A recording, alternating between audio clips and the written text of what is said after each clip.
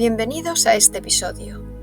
Hoy veremos el pasaje del capítulo 39. Unidad como base de la prosperidad, humildad como base de la grandeza. En este pasaje, Lao Tzu nos invita a reflexionar sobre la naturaleza del orden y la fuente de toda estabilidad en el universo. Es un fragmento que revela el poder de la humildad y la unidad. Escuchémoslo con atención. De las cosas antiguas no faltan las que alcanzaron la unidad. El cielo alcanzó la unidad y se hizo diáfano. La tierra alcanzó la unidad y se volvió tranquila. El chi alcanzó la unidad y se hizo poderoso. Los manantiales alcanzaron la unidad y se quedaron colmados. Los 10.000 seres alcanzaron la unidad y se pudieron reproducir. Los reyes y príncipes alcanzaron la unidad y se convirtieron en gobernantes soberanos del mundo. Todos ellos son lo que son en virtud de la unidad. Si el cielo no fuera diáfano, estallaría en pedazos. Si la tierra no estuviera tranquila, se derrumbaría en fragmentos. Si los manantiales no estuvieran colmados, se secarían. Si el chi no fuera poderoso, dejaría de existir. Si los 10.000 seres no pudieran reproducirse, acabarían por extinguirse. Si los reyes y los príncipes no fueran gobernantes soberanos, vacilarían y se caerían sus imperios.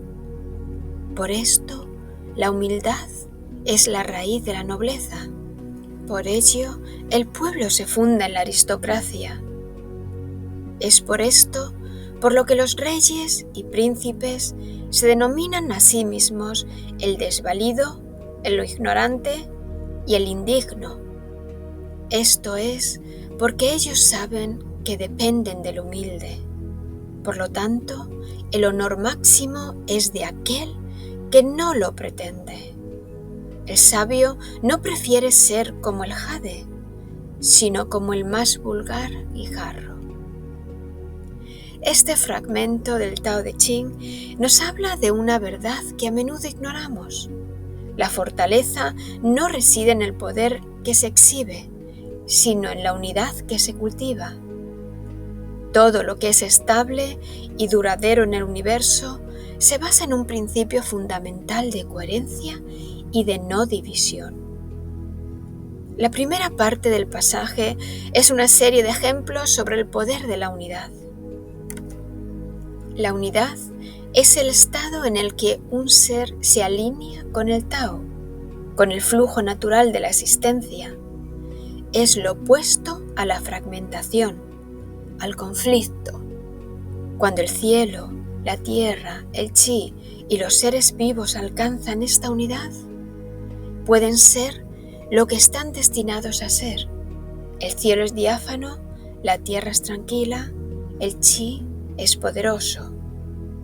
Lao Tzu nos dice que nuestra propia existencia, nuestra propia coherencia y nuestra vitalidad dependen de nuestra conexión con esta unidad fundamental.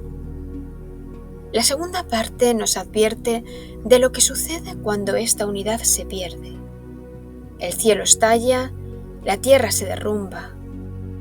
Es una lección profunda de que la desunión, interna o externa, siempre lleva al colapso. A partir de esta idea, el pasaje nos revela el principio de que la humildad es la raíz de la nobleza. En el mundo, la nobleza se asienta sobre el poder, sobre la aristocracia, pero Lao Tzu invierte esta idea, mostrándonos que el verdadero poder reside en el humilde. El noble, el gobernante, es solo fuerte si su base, su pueblo, es fuerte. Por eso los sabios gobernantes se llaman a sí mismos el desvalido, el ignorante, para reconocer que su poder no es suyo, sino que lo obtienen de la base que les sostiene. Es una lección sobre el liderazgo auténtico, el que no se impone, sino que se nutre desde abajo. Finalmente, Lao Tzu nos regala una de sus metáforas más icónicas y profundas.